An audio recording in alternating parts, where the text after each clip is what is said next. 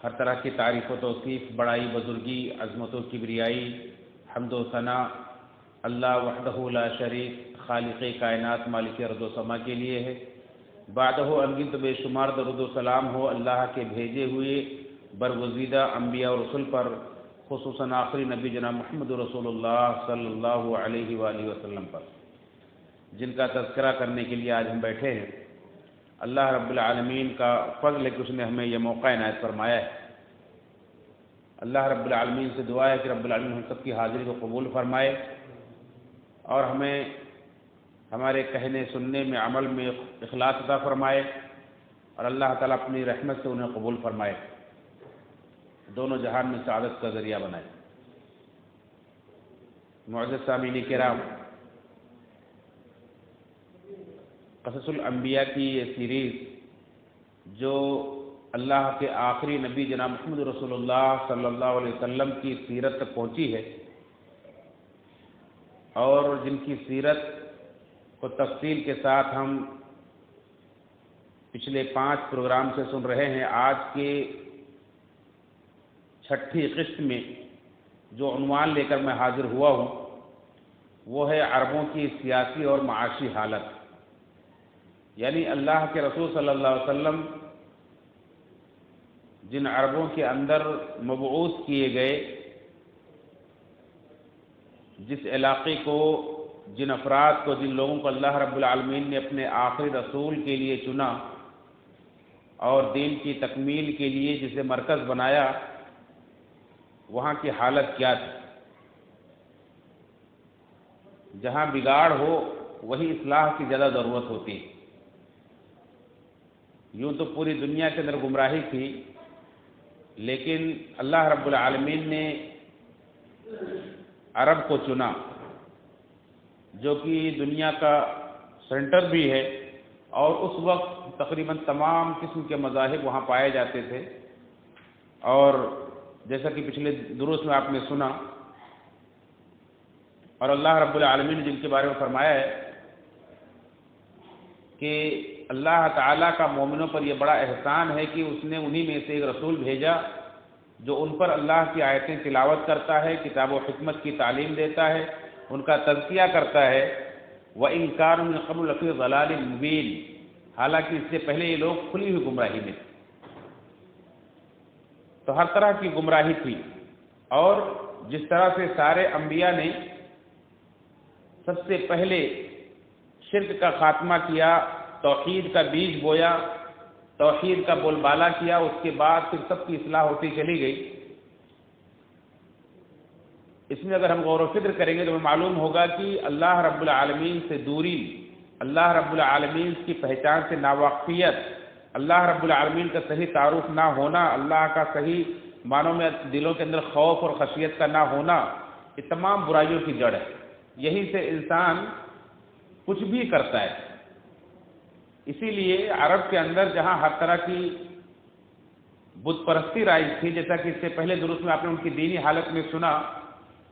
کہ وہ لوگ پتھروں تک کی پوجا کرتے تھے۔ ایک پتھر مل جاتا تھا، اس کی پوجا کرتے تھے، کبھی اس سے بہتر پتھر مل گیا تو اس کو پھینک دیتے تھے، دوسرے پتھر کو لے کر کے پوجنے لگتے تھے۔ کبھی کہیں ایسا ہوا کچھ نہیں ملا تو تھوڑا سا ریت جمع کیا، اس کے اوپر بکری کا دودھ ڈالا اور اسی کو طواف کرنے لگے۔ یہ دینی حالت تھی۔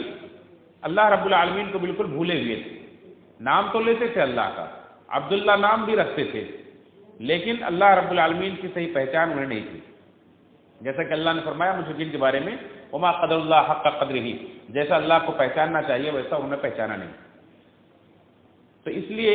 ہر طرح کی بے چینی ان کے ہاں پائی جاتی تھی۔ ان کی سیاسی حالت یہ تھی کہ چاہے وہ عرب کی متمدن قومیں ہوں یا غیر متمدن قومیں ہوں، چاہے وہ تاج پوش بادشاہ ہوں، چاہے وہ قبائل کے سردار ہوں، ان کے ہاں ایک نظام تو تھا، لیکن اس میں عدل و انصاف کا کہیں دور دور تک بول بالا نہیں تھا۔ اس لیے معاشرے کے اندر امن و امان نہیں تھا، بے چینی تھی، ہر طرف دہشت تھی، لوگ محفوظ نہیں محسوس کرتے تھے اپنے آپ کو۔ اس سے پہلے آپ نے یہ بھی سنا کہ عرب کے لوگ جب ایک بکھرے اور ایک دوسرے سے ٹکرانے کی وجہ سے مختلف وجوہات کی بنا پر ہجرت کرنے لگے تو ادھر ادھر جہاں جس کا سینگ سمایا چلا گیا، تو کچھ لوگ عرب کے سرحدوں پر جو دوسری بڑی بادشاہتیں قائم تھیں قیصر و کسریٰ کی، ان سرحدی علاقوں پر جو گئے وہ ان کے بعد گزار بن گئے اور وہ تاج پوش بادشاہ کہلائے، متمدن لوگ کہلائے، اور جو اندرون عرب رہتے تھے، دیہاتوں میں رہتے تھے، وہ قبائل کہلاتے تھے، ان کے سردار ہوا کرتے تھے، ان کے سروں پر کوئی تاج نہیں ہوتا تھا، لیکن وہ بھی اپنے قبیلے کے ایک بادشاہ ہی ہوتے تھے، سردار بھی ایک حاکم ایک بادشاہ کی حیثیت رکھتا تھا۔ تو اس طرح سے عربوں کو دو حصوں میں تقسیم کیا جا سکتا ہے، ایک تاج پوش بادشاہ اور ایک سردار، یا ایک متمدن عرب اور ایک غیر متمدن عرب۔ جو لوگ سرحدوں پر آباد تھے وہ ان کے پیچھے جو بڑی حکومتیں تھیں جیسے فارس یعنی کسریٰ یا قیصر یعنی روم، یہ انہیں اپنا بعد گزار بنا لیتے تھے، یہ ان کے بادشاہ مقرر کر دیتے تھے، ان کے سروں پر تاج رکھ دیتے تھے، اور ان کا مقصد یہ ہوتا تھا کہ اس کے ذریعے سے ہماری سرحد محفوظ رہے گی، یہ ہمارے وقت پر کام آئیں گے، دوسرے قبائل سے ہماری حفاظت کریں گے، دوسرے ملک ہم پر حملہ آور ہوں گے تو یہ ہمارا دفاع کریں گے، یا ان کے ذریعے سے جو آمدنی ہوگی وہ ہمارے کام آئے گی۔ تو وہ کہنے کو تو آزاد تھے لیکن ان کی حالت بہت بدتر تھی کہ محنت کرتے تھے، جو کچھ بھی کماتے تھے وہ ان کو دینا پڑتا تھا، یا وہ چھین کر کے لوٹ کر کے لے بھی جا سکتے تھے۔ اس طرح سے کبھی جنگوں کے لیے کام آتی تھی ان کی کمائی، تو کبھی ان کی اپنی عیاشی کے لیے کام آتی تھی، ان کی جانوں کی بھی بس یہی قیمت تھی کہ وہ ان کے دفاع کے لیے ان کی طرف سے لڑنے کے لیے کام آتے تھے، دوسرے قبائل کا دفاع کرتے تھے۔ تو اس طرح سے یہ تاج پوش بادشاہ کہلاتے تھے۔ ان میں سے سب سے قدیم جو ملتا ہے عربہ میں سے سب سے قدیم عرب جو ملتے ہیں وہ قوم سبا ملتی ہے، جس کا مسکن یمن تھا، اور جو پہلے ان کے حکمراں اپنا لقب قریب رکھتے تھے، بعد میں پھر ملک رکھنے لگے یعنی بادشاہ رکھنے لگے، اور یہ بڑے سب سے متمدن بھی تھے، وہاں بڑی خوشحالی تھی، وہ تجارتی ایک طرح سے مرکز تھا، تجارت کی آسانیاں تھیں وہاں سے، اس لیے یہ لوگ بڑے خوشحال تھے۔ لیکن حالات بدلتے رہتے ہیں، ان کی حالت بھی بدلی۔ ایک دور آیا جو انہوں نے ڈیم بنایا تھا، سد معارف بنایا تھا، وہ ڈھہ گیا، ایک سیلاب آیا اور یہ بکھر گئے، اور پھر دوسرے قوموں کی جنگوں کی وجہ سے بھی ان کی حالتیں بدلتی رہتی تھی، کبھی کوئی قبیلہ غالب آ گیا، تو پھر اس طرح سے حالت بدلتی رہتی تھی، یہاں تک کہ ایک دور ایسا بھی آیا کہ اس یمن کے اوپر عرب کو ہٹا کر کے فارسی النسل انسان کو وہاں کا گورنر بنا دیا گیا، وہاں کا بادشاہ بنا دیا گیا، اور اسلام کے آنے تک وہاں کا جو گورنر تھا آخر میں وہ ایک فارسی النسل تھا جس کا نام بازان تھا، اور یہ سن 628 عیسوی میں اس نے اسلام قبول کیا، اور اس طرح سے وہ یمن اسلام کے حدود میں آ گیا۔ اسی طرح سے ایک علاقہ ہے شیرا کہلاتا ہے، یہ علاقہ بھی فارسی حکومت کے یعنی کسریٰ کے ماتحتی میں تھا، اس کے قریب تھا، اور یہاں ایک مدت تک قحطانی عرب آباد تھے اور انہی کے بادشاہ ہوا کرتے تھے، انہی کے سر پر تاج رکھا جاتا تھا۔ اور پھر یہاں بھی یہی حال تھا کہ دوسرا قبیلہ کبھی لڑ کر کے غالب بھی آ گیا، تو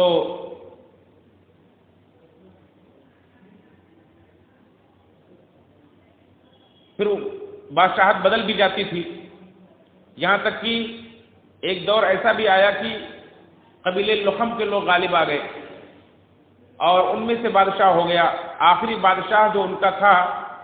قبیلے لخم کا تھا، جس کا نام منذر بن معرور تھا، اور یہ اس کو بھی بادشاہ بنے ہوئے 8 مہینے ہوئے تھے کہ خالد بن ولید رضی اللہ تعالیٰ عنہ اسلامی فوج لے کر کے وہاں پہنچ گئے اور اسے فتح کر لیا۔ اس طرح سے حرا یہ اسلامی قلمرو کے اندر آ گیا۔ اسی طرح سے ایک علاقہ ہے ملک شام کے قریب میں، شام کے سرحد پر، یہ یعنی رومی حکومت کی سرحد پر قبیلے قزاعہ کی چند شاخیں وہاں آباد تھیں، اور انہی میں سے بادشاہ ہوا کرتے تھے رومی حکمرانوں کی ماتحتی میں، اور ان سے لوٹ مار وغیرہ بھی کروایا جاتا تھا۔ فارسیوں کے خلاف میں جنگ میں استعمال بھی کرتے تھے رومی۔ پھر دوسری صدی عیسوی کے بعد ایسا ہوا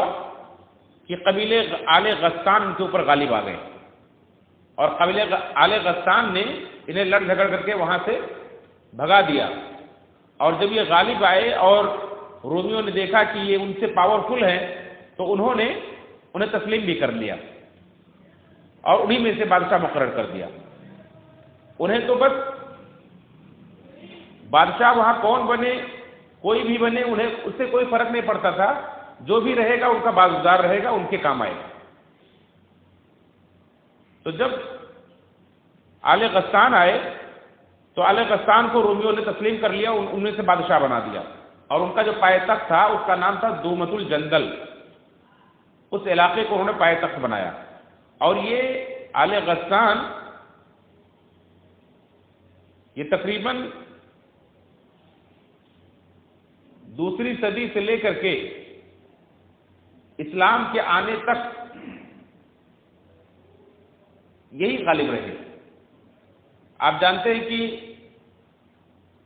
جب قریش نے غزوہ خندق کے موقع پر سارے عرب کو جمع کیا تھا تو آل غسان کو بھی لے کر کے آئے تھے، یہ اس وقت تک موجود تھے، آخر تک یہی حکمراں رہے، یہاں تک کہ اللہ کے رسول صلی اللہ علیہ وسلم کا دور بھی گزر گیا اور یہ فتح نہیں ہوا۔ عمر فاروق رضی اللہ عنہ دور خلافت میں دومت الجندل کو فتح کیا گیا۔ سن 13 ہجری کے اندر جنگ یرموک پیش آئی اور آل غسان کا آخری بادشاہ جس کا نام جبلہ بن اہم تھا یہ مسلمان ہوا، اور اس طرح سے ان کا خاتمہ ہوا۔ تو یہ جو تاجپوش بادشاہ کہلاتے تھے، متمدن لوگ کہلاتے تھے، یہ عرب یہ سرحدی علاقوں پر رہتے تھے، چاہے وہ روم کے سرحد پر ہو یا فارس کے سرحد پر ہو، اس طرح سے دوسروں کے بازگزار رہ کر کے، ان کے ماتحت رہ کر کے یہ حکومت کیا کرتے تھے۔ اور جبلہ بن اہم یہ آخری بادشاہ جو عمر فاروق کے دور میں اسلام کو لایا، لیکن اس کے اندر غرور تھا، اسلام کی سادگی اسے پسند نہیں آئی اور بعد میں یہ مرتد ہو گیا اور پھر جا کر کے عیسائیوں سے مل گیا کہ اس کا واقعہ بڑا مشہور ہے کہ عمر فاروق کے دور خلافت میں یہ خانہ کعبہ کا طواف کر رہا تھا، کسی نے چادر کچل دی تو اسے غصہ آ گیا، اس نے تھپڑ مار دیا، اور جب خلیفہ کے پاس اس کی شکایت پہنچی تو کہا گیا اس کو بدلہ دینا پڑے گا۔ اسے بڑی حیرانی ہوئی کہ میں ایک وقت کا بادشاہ تھا، کیا ایک عام آدمی، ایک دیہاتی آدمی مجھے تھپڑ مارے گا؟ اس نے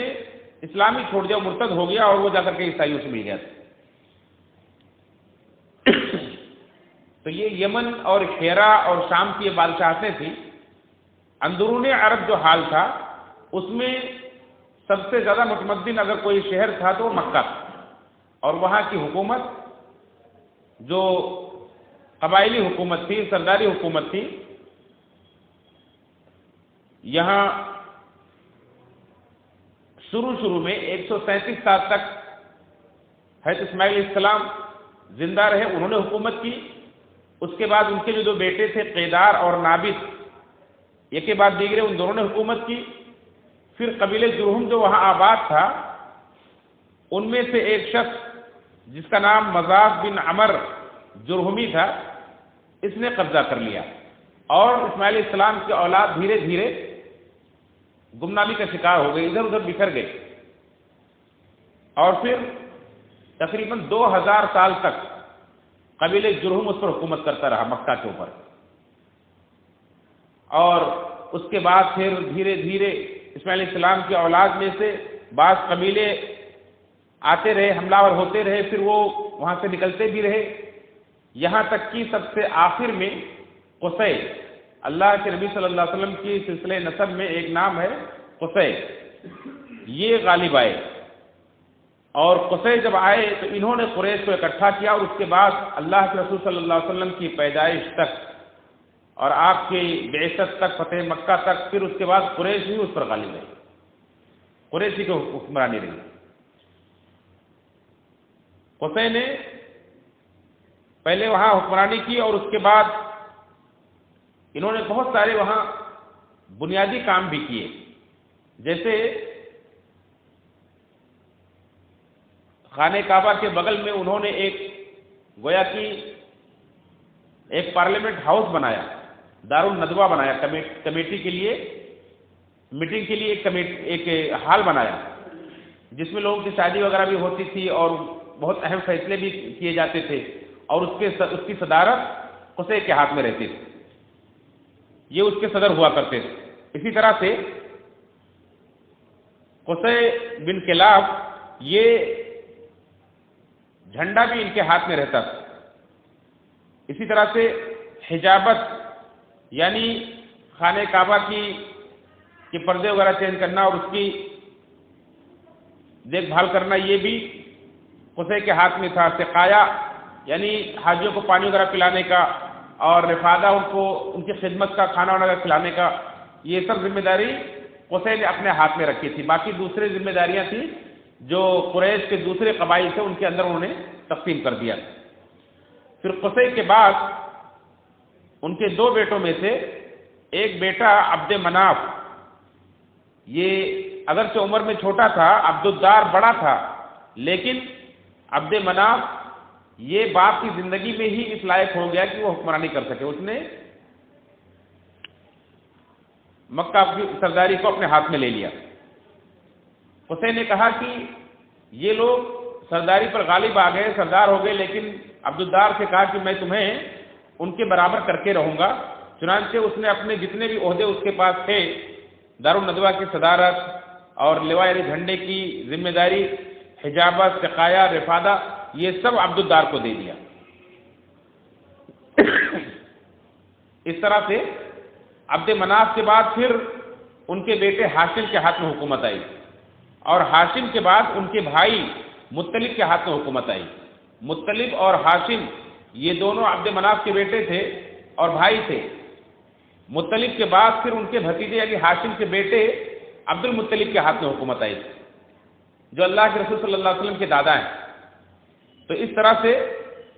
اور پھر عبد المطلب کے بعد ان کی وفات کے بعد اللہ کے رسول صلی اللہ علیہ وسلم کے چچا عباس بن عبد المطلب رضی اللہ تعالیٰ عنہ، جو بعد میں اسلام بھی قبول کیے، یہ آخری دم تک وہاں کے سردار رہے، قریش کے سردار رہے. اس طرح سے عرب میں، اندرون عرب کے اندر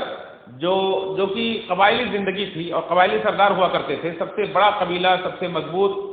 اور سب سے متمدن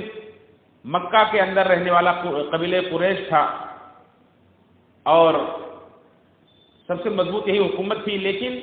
یہ حکومت بھی اتنی مضبوط نہیں تھی کہ سب کے کام آ سکے، کافی کمزور تھی. اس لیے آپ دیکھیں گے کہ جب واقع فیل پیش آیا، ابرہا نے خانہ کعبہ کو گرانے کے ارادے سے ایک لشکر لے کر کے آیا اور ہاتھیوں کو بھی ساتھ میں لے کر آیا، تو اس وقت عبد المطلب زندہ تھے اور وہ اس کا مقابلہ کرنے کی طاقت ان کے اندر نہیں تھی، اس لیے یہ چاہنے کے باوجود دیگر قبائل کی کہ بہت زیادہ کام نہیں آ سکتے تھے، لیکن جہاں تک ہو سکتا تھا یہ اپنا فرض نبھاتے تھے، لوگوں کے کام آتے تھے، اور اسی طرح سے یہ لوگ انہیں احترام کی نگاہ سے بھی دیکھتے تھے کیونکہ یہ خانہ کعبہ کے متولی تھے، تو خانہ کعبہ کی تولیت کی وجہ سے ان کا ایک خاص اثر تھا پورے عرب کے اندر۔ اس کے علاوہ عرب کے اندر دوسرے جو قبائل تھے وہ آزاد تھے اور ان کے پاس جو گھر تھے وہ خیمے کے ہوا کرتے تھے، وہ ضرورت کے مطابق اپنے جگہیں تبدیل کرتے رہتے تھے، اونٹ اور بکریوں وغیرہ کو پالتے تھے، انہیں ضرورت پڑتی تھی تو وہ ایک جگہ سے دوسری جگہ منتقل بھی ہوا کرتے تھے۔ عرب کے اندر چاہے وہ متمدن تاج پوش بادشاہ ہوں یا قبائلی سردار ہوں یا عرب کے عوام ہوں، ان کے اندر ایک بڑی خصوصیت ان کی یہ تھی کہ وہ آزاد فضا میں جیتے تھے، وہ کسی کے غلام نہیں تھے، وہ بس اپنے قبیلے کے اندر اپنے قبیلے کے قانون قاعدے کے اور اپنے سردار کے پابند تھے، باقی وہ کسی کے ماتحت نہیں تھے، وہ آزاد تھے۔ عرب کے اندرونی قبائل جتنے بھی تھے چھوٹے بڑے جو بھی تھے سب کے سب آزاد رہتے تھے، اور سردار جو قبیلے کا سردار ہوا کرتا تھا وہی ان کا حکمراں ہوا کرتا تھا، وہی ان کے اوپر حکومت کیا کرتا تھا، اور قبیلے کا سردار جو ہوتا تھا اس کی جو اہم خصوصیات ہوتی تھی وہ اس کی طاقت و قوت، اس کی شجاعت، اس کی بہادری ہوا کرتی تھی، اور اس کی سخاوت ہوا کرتی تھی کہ وقت پڑنے پر اپنے قبیلے کا دفاع کر سکے اور ضرورت پڑنے پر اپنے قبیلے کو کھلانے پلانے میں کسی قسم کی کوتاہی نہ کرنے والا ہو۔ ظاہر سی بات ہے کہ کون بہادر ہے، کون زیادہ سخی ہے، فیاض ہے، یہ تو جب لوگ گواہی دیں گے، لوگ تعریف کریں گے تبھی لوگوں کو معلوم پڑے گا۔ تو اس کے لیے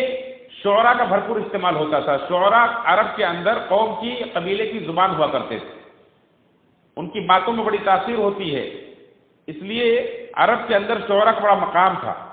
وہ محفل کو گرما دیا کرتے تھے، وہ لوگوں کی حیثیت کو بتانے کے لیے لوگوں پر گویا کہ جادو چلا دیا کرتے تھے، اس لیے قبیلے کے اندر شاعر کو بڑی اہمیت حاصل تھی۔ اور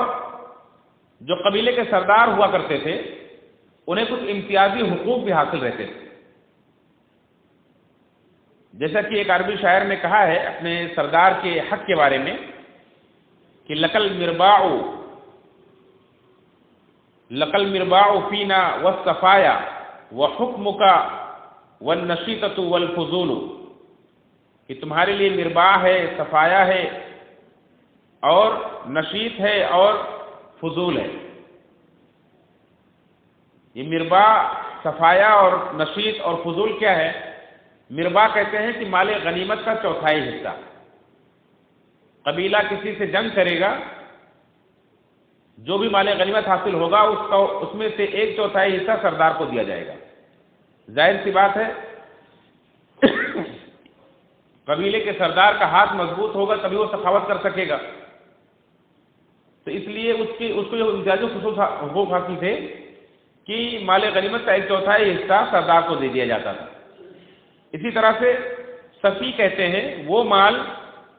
جو تقسیم سے پہلے سردار اپنے لیے پسند کر لے، ابھی حصہ نہیں لگایا گیا، ابھی تقسیم نہیں کیا گیا ہے، رکھا ہوا ہے مال غنیمت، اور کسی بھی چیز کو سردار پسند کر لے تو وہ اس کا حق ہو جاتا تھا۔ اور نشیطہ کہتے ہیں وہ مال جو اصل قوم تک پہنچنے سے پہلے راستے ہی میں سردار کے ہاتھ لگ جائے، یعنی کسی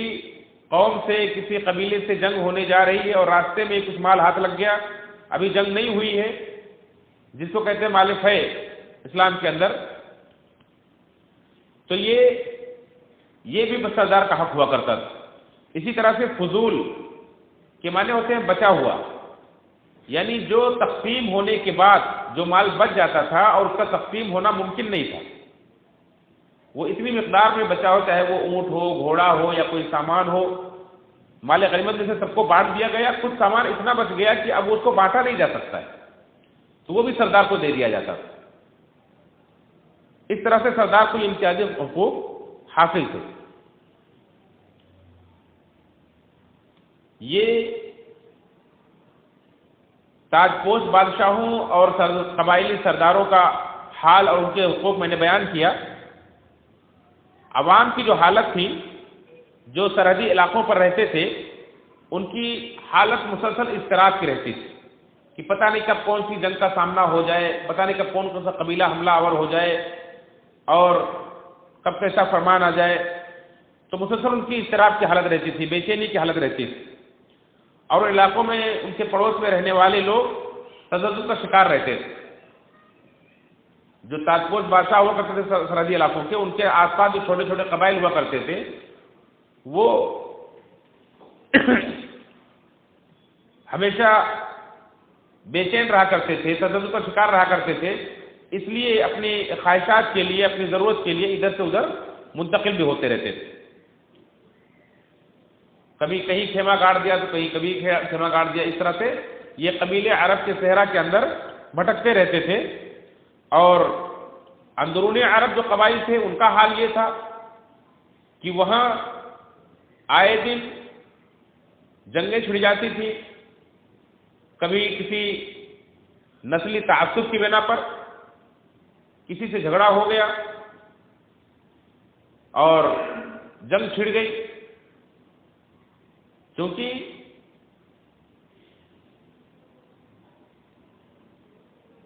نسلی تعصب بہت زیادہ تھا۔ قبیلے کا فرد، ایک ایک فرد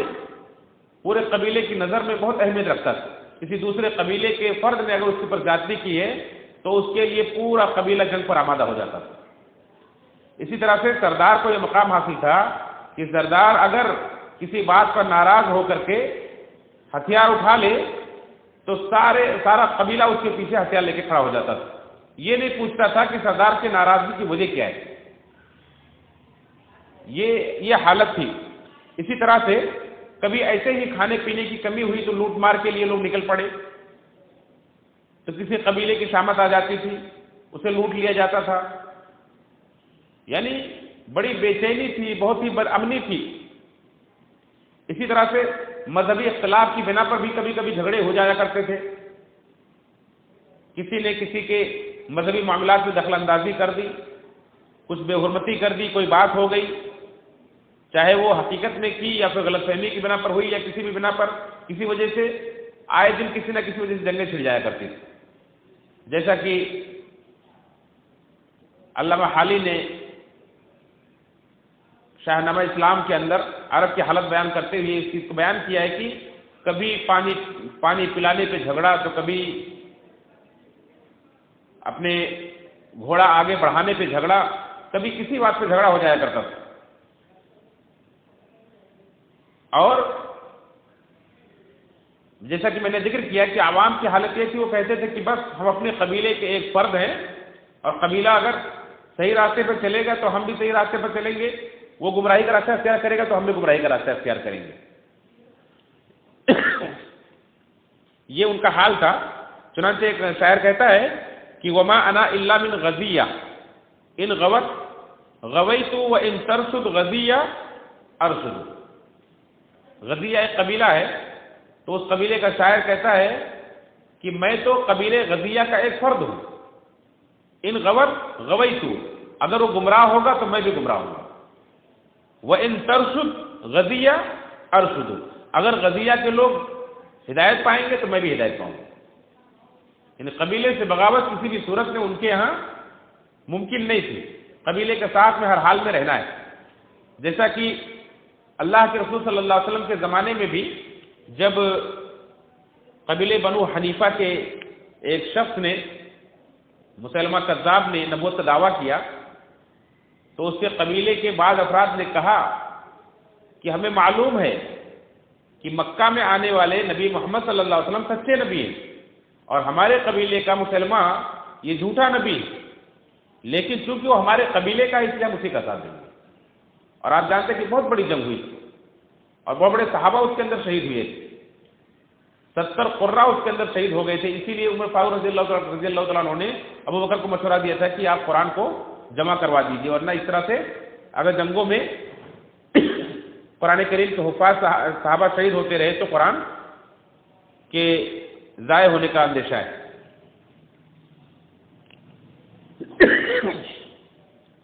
اور یہ حالت تھی. اسی طرح سے ان کے ہاں ایک اصول بن گیا تھا کہ انصر اخاک ظالما او مظلوما، اپنے بھائی کی مدد کرو چاہے وہ ظالم ہو چاہے مظلوم. اللہ کے رسول صلی اللہ علیہ وسلم نے بھی اس کی تعلیم دی، لیکن اللہ کے رسول نے اس کی اصلاح کی کہ کیسی مدد کرنی ہے. ان کے ہاں جو اصلاح کا، ان کے ہاں جو مدد کا طریقہ تھا کہ اپنے بھائی کے، اپنے قبیلے کے فرد کی مدد کرنی ہے، چاہے ظالم ہو یا مظلوم ہو. جو ظلم کر رہا ہے تو اس کے ساتھ مل کر تم بھی ظلم کرو. اگر وہ مظلوم ہے اور تمہیں مدد کی ضرورت ہے تو اس کے ساتھ اس کی مدد کرو. جب اللہ کے رسول صلی اللہ علیہ وسلم نے یہ بات صحابہ سے کہی انصر اخاک ظالما او مظلوما، تو صحابہ حیران ہوئے کہ اللہ کے رسول، ہمارا بھائی اگر مظلوم ہے تو ہم اس کی مدد کریں، یہ سمجھ میں آتا ہے، لیکن ظالم ہے تو کیسے اس کی مدد کریں؟ تو آپ نے فرمایا کہ اپنے بھائی کو ظلم سے روکو، یہ اس کی مدد ہے. تو آپ نے اس کی اصلاح کر دی. لیکن آپ سے پہلے عرب کے اندر جو قبائلی زندگی تھی، اس قبائلی زندگی میں ان کی سیاست کا حصہ یہ تھا کہ اپنے بھائی کی مدد ہر حال میں کرو، وہ ظالم ہو تو مظلوم ہو یہ نہیں دیکھنا ہے، بس اس کی مدد کرنا کیونکہ اپنے قبیلے کا فرد ہے. یہ قبائلی زندگی کا طرز عمل تھا. اب ظاہر سی بات ہے اس میں جو طاقتور تھے وہی غالب آتے تھے اور وہ کمزوروں کو ستاتے تھے، لوٹ لیا کرتے تھے اور لوگوں کو مسلسل اپنی طاقت بنائے رکھنی پڑتی تھی اپنی زندگی کی بقا کے لیے، ورنہ جہاں بھی کمزوری نظر آئی دوسرا قبیلہ ان کے اوپر حاوی ہو جائے گا. اور ان کے پاس کوئی بادشاہ بھی نہیں تھا، کوئی مرجع بھی نہیں تھا کہ جہاں وہ اس کے پاس سپورٹ کے لیے دہائی دے سکیں، اس کے پاس رجوع کر سکیں. اپنی زندگی، اپنی لڑائی خود نے لڑنی تھی. رہ سے کر کے ایک حجاز کی حکومت تھی، مکہ کی حکومت تھی قریش کی، لیکن وہ بھی اتنی طاقتور نہیں تھی کہ ہر کسی کی مدد جا کے کر سکے. اور تو یہ تھے عرب کے سیاسی حالات کہ قبائلی زندگی میں ان کے قبیلے کا سردار ہی حاکم ہوا کرتا تھا اور اس کے رائے مشورے اور اس کا قانون ہی ان کی سیاست ہوا کرتی تھی. وہ جس سے چاہتے تھے اسے اپنے قبائلی طاقت کی بنا پر معاہدے کرتے تھے، جس سے چاہتے تھے لڑائیاں کرتے تھے. ان کی معاشی حالت کیا تھی؟ معاشی حالت ان کی یہ تھی کہ جو کچھ علاقے ایسے تھے جہاں جو سرسبز تھے، جہاں کھیتی باڑی وغیرہ ہوتی تھی، جیسے کہ یمن کا علاقہ سرسبز تھا، وہاں زراعت ہوتی تھی. اسی طرح سے شام کے کچھ علاقے تھے، شام کے علاقے میں بھی زراعت ہوتی تھی. اور عرب کے اندر کچھ نخلستان تھے جہاں کھجور کے اور دیگر پھلوں کے، جیسے طائف کا علاقہ ہوا اور مختلف علاقے ہوئے. اس طرح سے کچھ نخلستان تھے جہاں کھیتی باڑی ہوتی تھی، انگور وغیرہ کی، انار کی، دیگر چیزوں کی کھیتی ہوتی تھی. اکثر جو عرب کے قبائل کا گزر اوقات تھا، خاص کر دیہاتوں کے رہنے والوں کا، وہ یہ تھا کہ وہ اونٹ اور بکریوں پر گزارا کرتے تھے. اونٹ اور بکریاں پالنا ہی زیادہ وہاں پایا جاتا تھا اور وہ پانی اور چارے کی تلاش میں ادھر ادھر بھٹکتے بھی رہتے تھے. اونٹ اور بکریوں کو لے کر کے کبھی ایک علاقے میں کبھی دوسرے علاقے میں چلے جایا کرتے تھے.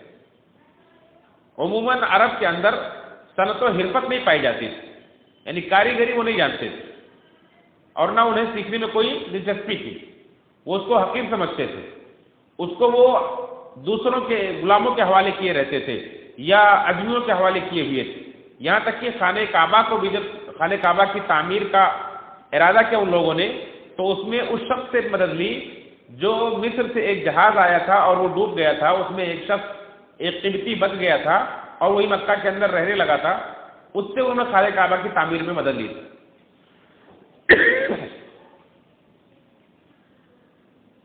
اور صہیب رومی جو روم سے آئے تھے وہ لوہار کا کام کرتے تھے. اس طرح سے صنعت و حرفت ان کے ہاں بہت نہ کے برابر تھی. اور اللہ رب العالمین نے انہیں جو ایک مرکزی جگہ دی تھی، ایک مناسب محل وقوع دیا تھا کہ ایک طرف افریقی ممالک ہیں اور دوسری طرف مشرقی ممالک ہیں، دونوں کے بیچ میں رہنے کی وجہ سے انہیں تجارت کے مواقع اللہ رب العالمین نے دیے تھے. تو تجارت بھی ان کا ایک آمدنی کا بہت ہی بہترین ذریعہ تھے. یہ خاص کر یہ شہر والے اس سے زیادہ فائدہ اٹھاتے تھے. اور خصوصاً مکہ والے قریش کے لوگ عرب کے اندر چونکہ احترام کی نگاہ سے دیکھے جاتے تھے، وہ خانہ کعبہ کی تولیت کی وجہ سے، اس لیے ان سے چھیڑ چھاڑ زیادہ نہیں کیا جاتا تھا. یا دوسرے جو مضبوط ہوتے تھے، جن کے پاس طاقت و قوت ہوتی تھی، وہ تجارت کر سکتے تھے، ورنہ ہر کسی کے بس کی بات نہیں تھی کہ امن و امان کے ساتھ وہ اپنے تجارتی قافلے لے کر جا سکے اور آ سکے. لوٹ لیے جاتے تھے. تو اس لیے جس سے جتنا ہو سکتا تھا تجارت میں بھی حصہ لیتا تھا. اللہ رب العالمین نے قریش کی تجارت کا تذکرہ کیا ہے، ان پر خصوصی انعام کا تذکرہ کیا ہے. ایک تو پوری سورہ ہی ہے سورہ قریش، لإلاف قریش، قریش کی تالیفی قلب کے لیے، ایلاف میں حصہ شتائی و صیف، ٹھنڈی اور گرمی کے موسم میں جو وہ سفر کرتے ہیں تجارتی، یہ اللہ رب العالمین کی طرف سے ان پر خصوصی انعام ہے. اس کا اللہ رب العالمین نے ذکر کیا ہے. اسی طرح سے ایک جگہ پر اللہ فرمایا کہ اولم یروا انا جعلنا حرما آمنا یتخطف الناس من حولهم، کیا یہ لوگ دیکھتے نہیں ہیں کہ ہم نے حرم کو امن و امان کی جگہ بنایا، اس کے آس پاس سے لوگ اچک لیے جاتے ہیں. تو حرم کی وجہ سے اللہ رب العالمین نے انہیں ایک حفاظت عطا فرمائی تھی، جس کی وجہ سے یہ لوگ تجارت کیا کرتے تھے. تجارت میں یہ لوگ تجارتی قافلے کس طرح سے تجارت کرتے تھے، کتنا تجارت کرتے تھے. میں نے بتایا تھا کہ اس سے پہلے کہ وہ یمن اور شام کا سفر کیا کرتے تھے تجارت کے غرض سے. تو یہ لوبان، عود، گوند، گرم مسالہ، کھجور، عطر اور اس طرح سے لکڑی کا بنا ہوا سامان، ہاتھی دانت، آبنوس اور پتھر کے نگینے، چمڑا، یمنی چادر اور ریشمی لباس اور اسلحہ جو یہ لوگ خود بھی بناتے تھے اور باہر سے بھی ان کے پاس آتا تھا، یہ سب لے کر کے یہ لوگ تجارت کی غرض سے جاتے تھے اور یمن اور شام کا سفر کیا کرتے تھے. یہ شام اور فلسطین جاتے تھے اور وہاں سے یہ لوگ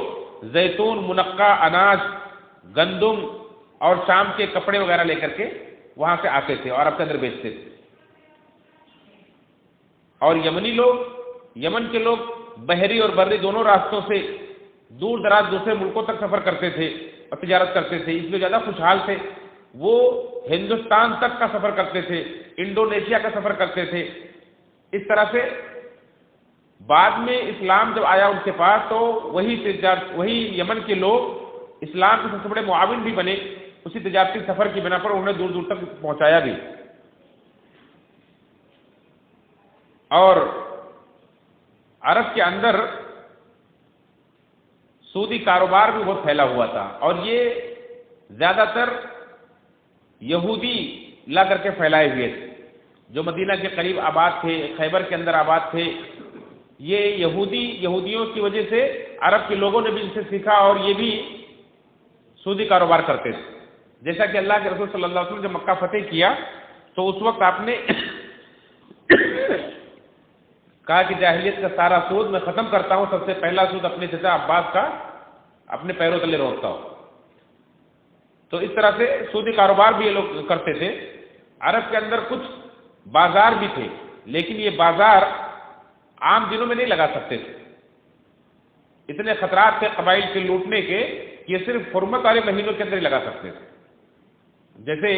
عکاظ ایک بازار ہے اور مجنہ، ذوالمجاز، یہ 3 اہم بازار ہیں. یہ کب لگتے تھے؟ ذوالقعدہ کے شروع میں عکاظ کا بازار لگتا تھا. جب حاجی لوگ حج کے لیے عرب میں آتے تھے تو یہاں ساتھ میں تجارتی مال بھی لے کر آتے تھے. حرمت والا مہینہ ہے، لوگ امن و امان کے ساتھ سفر کر رہے ہیں، کوئی نہیں لوٹ سکتا ہی نہیں، اور لا کر کے وہاں امن و امان کے ساتھ بیچتے ہیں. تو اس طرح سے ذوالقعدہ کے شروع میں تقریباً 20 دن تک یہ عکاظ کے بازار میں لگاتے تھے، اور 20 دن گزرنے کے بعد پھر وہاں سے اٹھا کر کے یہ لوگ مجنہ کے بازار میں پہنچ جاتے تھے، اور ذوالقعدہ کے آخری مہینے میں یہ مجنہ کے اندر دکانیں لگاتے تھے، اور پھر جب ذوالحجہ کا چاند نظر آتا تھا تو یہ اپنا مال اٹھا کر کے وہاں سے ذوالمجاز کے بازار میں پہنچ جاتے تھے، اور 8 دن تک وہاں بازار لگاتے تھے۔ یہ لوگ عرفات کے میدان میں اور مینا میں تجارتی کاروبار نہیں کرتے تھے، اس کو یہ حج کے منافی سمجھتے تھے کہ حج کرنے آئے، عبادت کرنے آئے تو بازار کیوں لگائیں۔ اللہ رب العالمین سورہ بقرہ کے اندر آیت نازل کی کہ لیس علیکم جناح ان تبتغوا فضلا من ربکم، اس طرح سے قرآن کریم کے اللہ رب العالمین نے آیت نازل کی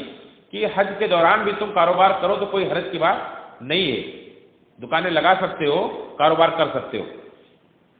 تو زمانے جاہلیت میں یہ لوگ عرفات اور مینا وغیرہ کے اندر بازار نہیں لگاتے تھے۔ اسی طرح سے یہ بازار صرف سامان بیچنے کے لیے نہیں بلکہ شعراء اور ادبا کی محفلیں بھی یہاں سجتی تھی، اور یہ شعراء اور ادبا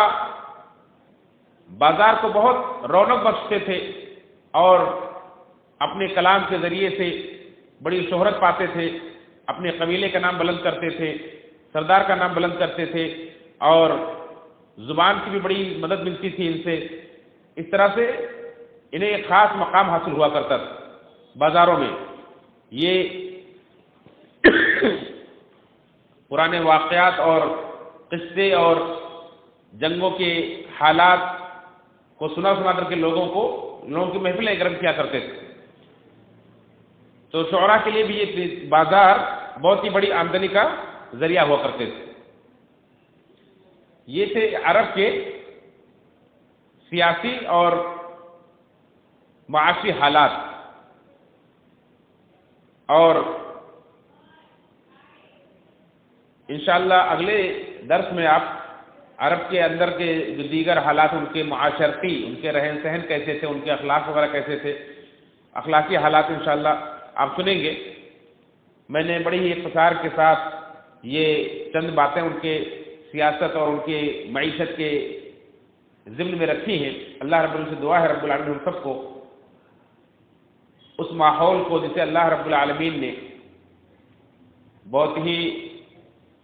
کھلی ہوئی گمراہی کا شکار قرار دیا ہے، انہیں سمجھنے کو عطا فرمائے، تاکہ ہمیں صحیح معنوں میں اللہ رب العالمین کی اس نعمت کا احساس ہو جو اللہ رب العالمین نے جناب محمد رسول اللہ صلی اللہ علیہ وسلم کی شکل میں دنیا کو عطا فرمایا ہے۔ اللہ تعالی ہم سب کو جب تک زندہ رکھے، نبی کریم صلی اللہ علیہ وسلم کے لائے ہوئے دین اسلام پر زندہ رکھے، جب بھی دنیا سے اٹھائے تو حالت ایمان پر اٹھائے، جلد و فردوس سے ہمارا ٹھکانہ بنائے، ہمیں جہنم کے عذاب سے بچائے۔ آمین تقبل یا رب العالمین۔